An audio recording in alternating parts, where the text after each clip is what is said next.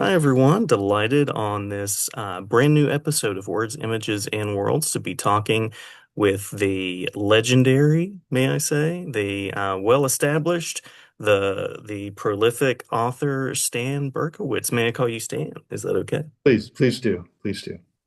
Absolutely. Well, thank you. I'll mention a couple of titles that people out there will know you for. One is a memoir, and that is Beyond the Bat, Secrets of a Superhero Scribe. But that subtitle stems from work that you've done for decades in writing for television and comics, working on the Bruce Timm world of Justice League, Batman Beyond, Superman the Animated Series, the new Batman Adventures.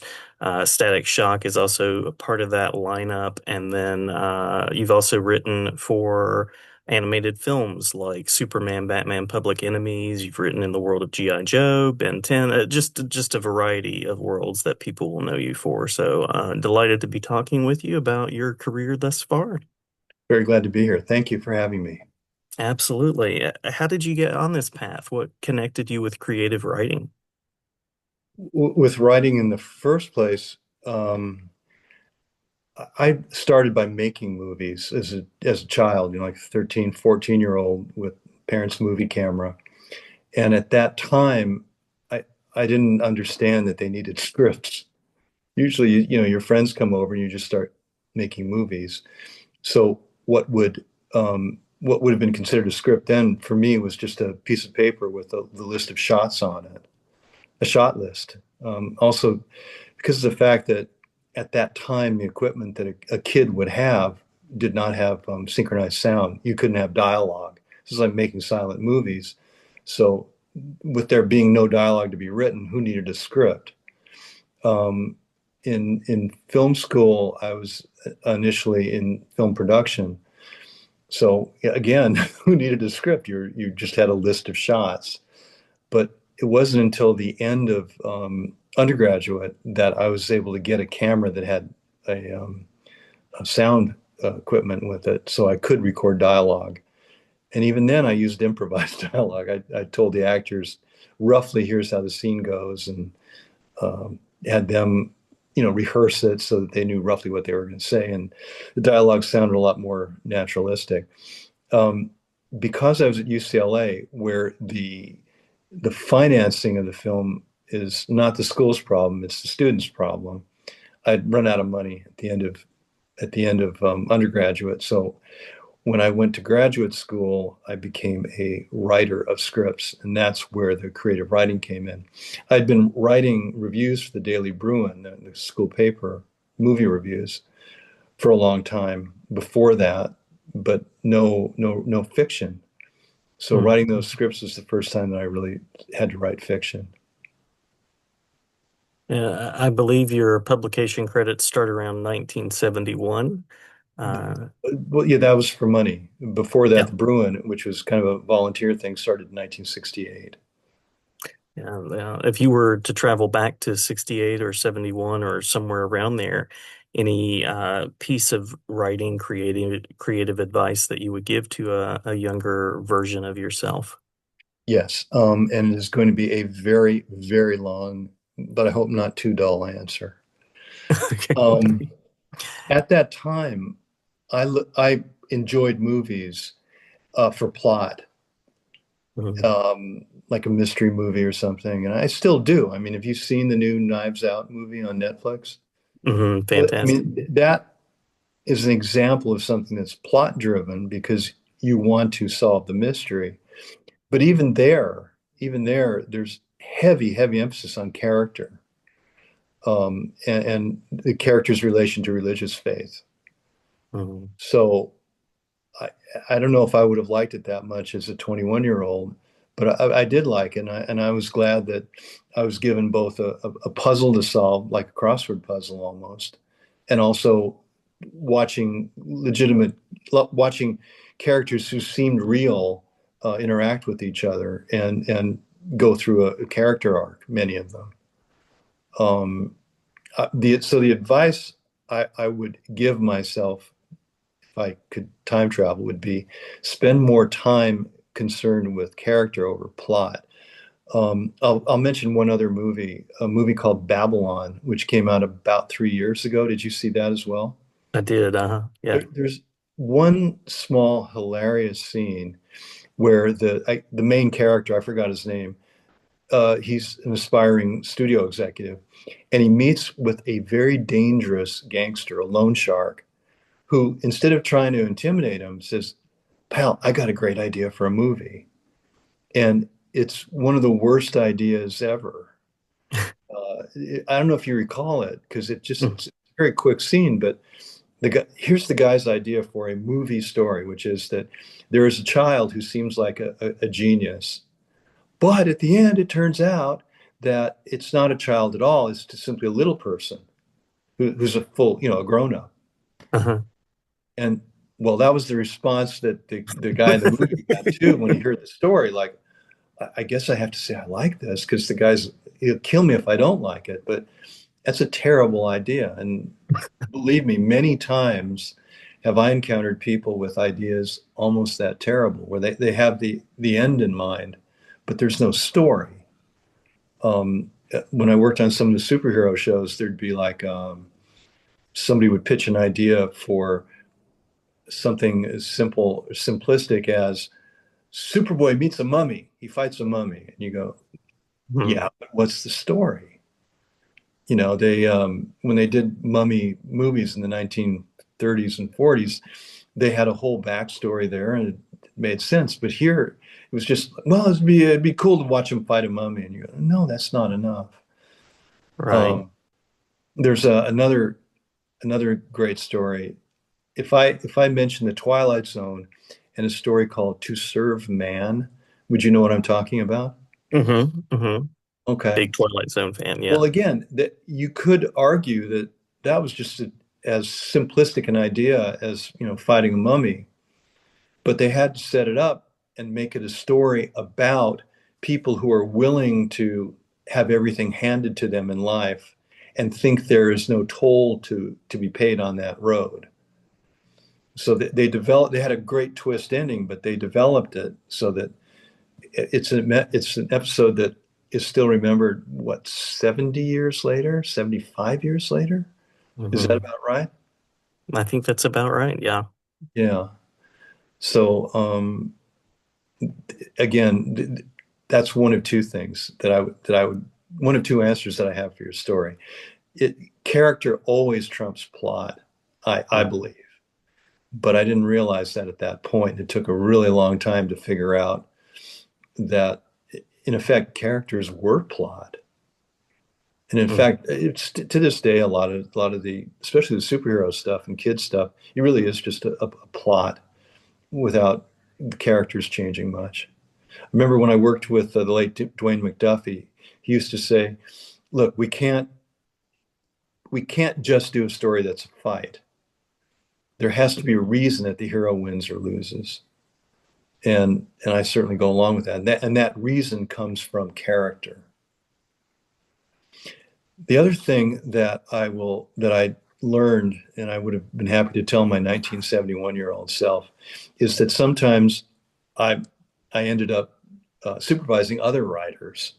Hmm. In film school, we were we got the impression that we'd be working our day job, driving a bus or whatever, and then our agent would call and say, "Hey, I sold a script for you. You never have to do this again, and you can go buy a Porsche tomorrow." Right. That was the impression. A guy named Lee Rosenberg, who was a very famous agent back then, in fact, came to our class and said something to the equivalent of that. His client was a writer named Mark Norman, who ended up getting an Oscar for Shakespeare in Love. And he used Norman as an example. It turned out that Rosenberg fudged the facts a little bit. Um, Mr. Norman had been doing work all along before the big, huge sale came. Hmm. But that was the impression we got. And in fact, there was a writer named Diane Thompson who's famous in Hollywood, not just for having sold the spec script called Romancing the Stone, but sadly also because when she didn't have to be a waitress anymore, she bought the Porsche, And because back then the Porsches were notoriously unreliable in the rain, she ended up dying in a car crash in Mm. that Porsche. So that was the impression that I had, is that one day the phone call would happen that quickly, but it did not. I mean, it happened relatively slowly. I was able to quit the day job on one happy Thursday, and then go to the studio the next day. But the other thing I didn't realize is that at a certain point that I would be responsible and I would be the boss of other writers. And the thing I had been told by other people was that, hey, you know what? You don't know how to suck up. Because it was another staff writer. Two of us were staff writers, and we had a boss. And he just in observing my interactions with the boss, the other staff writer we shared an office. The other staff writer just took me aside and said, "You don't know how to suck up." And I don't. I still don't. I mean, sucking up. I think it means lying. Mhm. Um, In some sort of polite, self-effacing way, I guess. yeah. In the book, in that chapter toward the end, about the last chapter about the old pro, I kind of I kind of questioned myself. Should I have sucked up to him, tried to make him feel less insecure? Because at that time, as a young writer, I thought, well, why would an old writer feel insecure? I mean, he's done this a million times, and yet that insecurity it's throughout. It's a disease I think that all writers have, but I didn't realize that. At the time, I just thought, well, sure, I'm the insecure. I haven't done this very long. But these old guys, certainly they don't need to be sucked up to. And it turned out they did. And Mhm. then when I got in a position where I was actually had other writers working for me, there was a guy on a show called Superboy who was a very young writer, like in his late 20s. And he was for most of the time that I was on the show, he was the only other writing staff I had. It was just the two of us. So you imagine we were fairly close. I mean, we'd go Mhm. to the commissary every day and or almost every day and have lunch and all that. And he was a good writer, kept him real busy. Oh, here's another script and da, da, da, da. One day, he, on the way home from lunch or on the way back to the office from lunch, he said, "Do you think I'm a good writer?" And I said, "Come on, man. I keep renewing your contract. I keep giving you extra work." Obviously, he said, "Well, you never said so." Later on, I found out that even at that young age, I think it was 29, he had gotten very, very bad news from his doctor. Mm. The kind of news where, if you're an old man, you start looking back on your life. Did I Yeah. do well? So here he's doing that at 29. And uh, that was what was going on that I didn't know about. And to this day, I mean, I I forget to do that, because some of the guys I've worked for, the older guys, some of them just, here's the script, and then you get a call in a couple of weeks, let's do another one.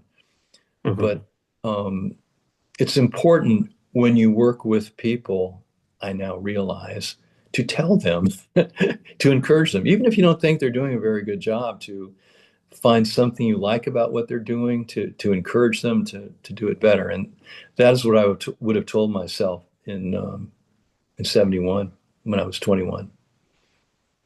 Great answer. Great answer. Long one. I'm sorry. I apologize. No, not at all. Not at all. And so much truth there. Yeah, just thinking about that, both the character arc and it sounds like there's that character arc that we go on too, right? Of looking back and thinking about our lives. Yeah, yeah. Because really, I mean, that's the only. I mean, I tried as hard as I could to write, and I didn't. I whatever when discouraging things happen, I kind of ignored them and bowled right past them. So those two bits of advice are the only ones I would have given to myself.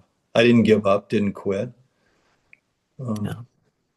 I Yeah. did the And best then I. that Thursday came. Yeah, yeah. That took a long time. I mean, if you've read the book, I was Hmm. 35 years old, and I'd been doing the day job for 12 years, 11 or 12 years. Yeah. Yeah. Um, Thinking about the book and your work in so many worlds, uh, I imagine that adds a whole other layer of challenge to work with these characters, establish universes, and to negotiate those kind of relationships and to deal with story pitches like let's have Superboy fight a zombie. That would be really cool to see. What was that like for you to work in? What was it like to craft in those sandboxes? Well, most of the time for me, the the shows that I came onto were established characters who I knew about from way back when. As a child, I grew up with the Superman TV show with George Reeves, and of course, Mhm. Superman comics. Same with Batman. Um, to a lesser extent, the Marvel characters. So I kind of knew those worlds, or to work on the Mike Hammer TV show, which is the job that I got after Thursday and into Friday.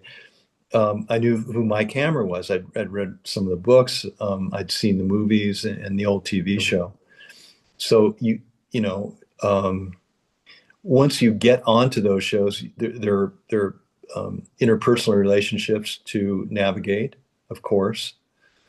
And once you figure out who's in charge and what orders to take and from whom, it's not that hard, truthfully. Maybe starting a new show where they don't really have any idea of what they're doing. But in almost every case that I can think of, there had been a pilot that to watch or a comic book that you're adapting, something. Um, I've been in story meetings where they try to create a whole new world, and those are not easy. But Yeah. again, you have a room full of other writers who are all pitching in. Yeah. Yeah. With Batman Beyond, you had sort of the existing framework, and then I imagine that was some of that new crafting, new envisioning as Right, well into to what it could be. right. That was done.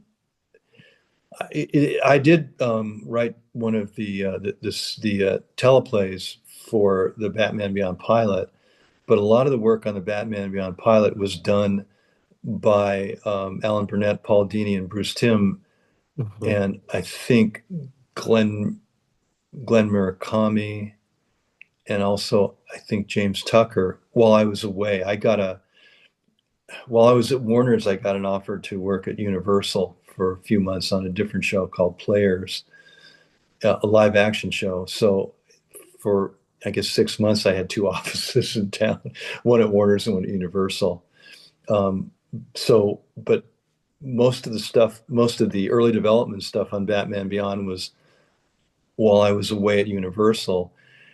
And then while I was at Universal in the weekends, I was also writing that Batman Beyond script, I think. Wow. So it was a fairly busy period.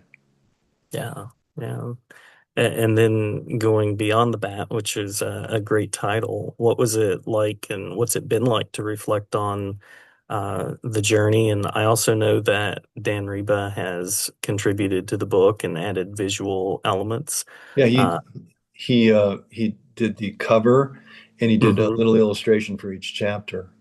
Dan's a great guy. I mean, we've been going to conventions together. Dan, what's large city did you say you were near? Charlotte. Or Charlotte? Well, they Hmm. must have comic conventions there. Oh yeah, they have Heroes Con. Well, maybe one of these days we'll meet in person there. I would love that. Dan Would love that. Dan goes to had been going to these conventions and doing artwork right there while people wait. I mean, comic book artwork. Gifted artist and a great guy to hang around with. Just always very positive, outgoing guy. And we at many conventions during the last year, we've been sitting together at a table for a company called Heroic Fine Art, Mm-hmm. and that company sells artwork pertaining to comics. They sell original animation cells. They sell prints of Alex Ross's work and lots of other artists. Kevin Altieri's been there doing artwork. Mm-hmm. Um, it's kind of like an art gallery that travels from one city to another. Usually Nice. usually a new convention every month, something like that. Yeah, yeah. In So the Charlotte. collaboration. Oh, Yeah. sorry, go ahead. So yeah, we hopefully we'll be in your town one of these days. I would love that. That would be wonderful. And it sounds like you have a great collaboration and sounds like he was a support in the process of getting Beyond the Bat together. Very very much so. Yeah. I hadn't even thought about illustrations, and then I was talking to him and I said, would you want to do it? And he went, sure. And um, he draws very quickly. People who work in TV, they learn how to do their work well and quickly.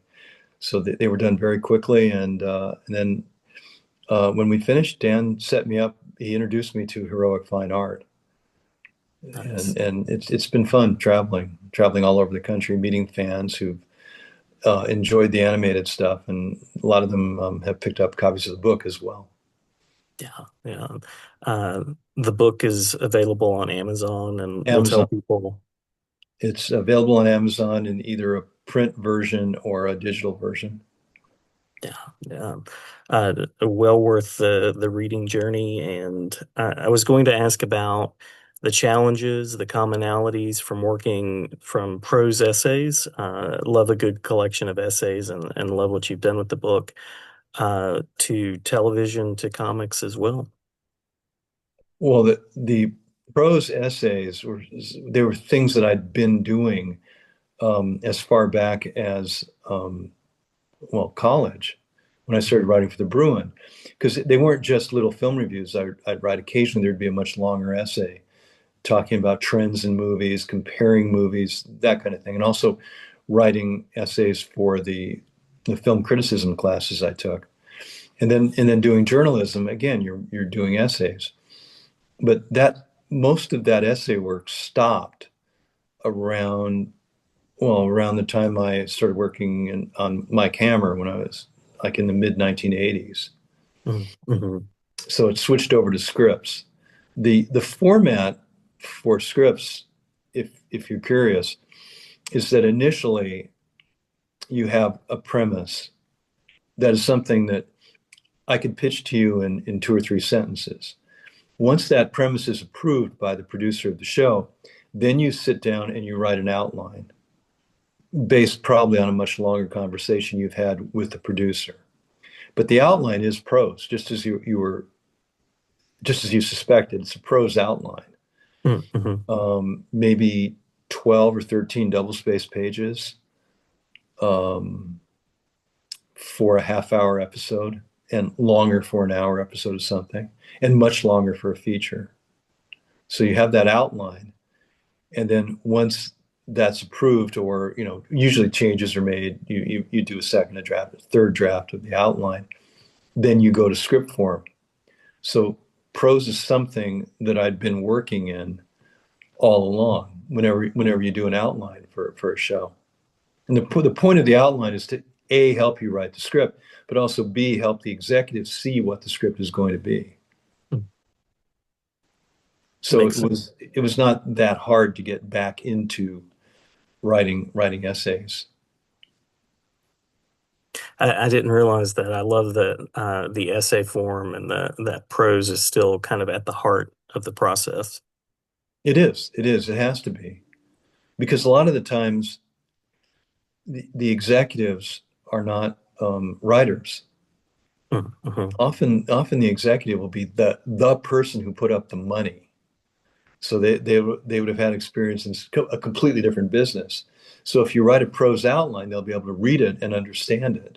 Whereas script form is much harder for a non-writer to immediately grasp. Mm, makes sense. Yeah.